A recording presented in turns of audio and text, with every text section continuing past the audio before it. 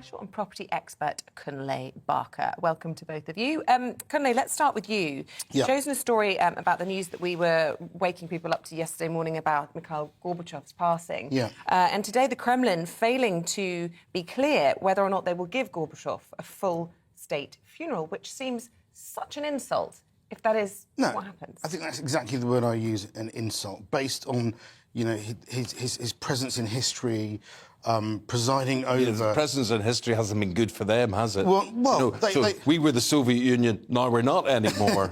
Well, yeah, but, you know, the fall of... I remember, you know, the fall of the Berlin Wall in '89, and that reunited families, brought freedom to a part of Germany and reunited a country. And I think in a really worrying time, I think we forget, I mean, we're getting back into these worrying times with Russia now, but we forget quite how worrying it was, the threat, this constant overbearing threat of a Cold War. And, you know, he brought peace to the world in that sense. And, you know, I think it's really interesting with Putin's snub as well, and saying that he not only will he not give him a state funeral, that he didn't release a statement for quite some time.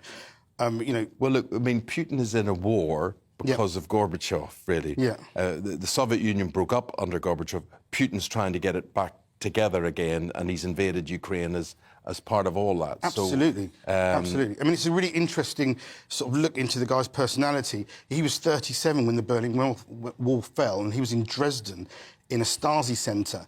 And there were all these people around, and everybody was really worried, and nobody wanted to go out and speak to the crowd because they thought they were going to come in and basically kill them. And they sent Putin out, who was he was one of the youngest people there at the time, but my youngest person, and they sent him out to talk to them. And I think that had a real effect on his views, and, you know, in a weird way, you can see why he's doing what he is now. He was ashamed by that, wasn't he? He was ashamed by that, yeah. He was, you know, he was a traditional, staunch, sort of Russian USSR person.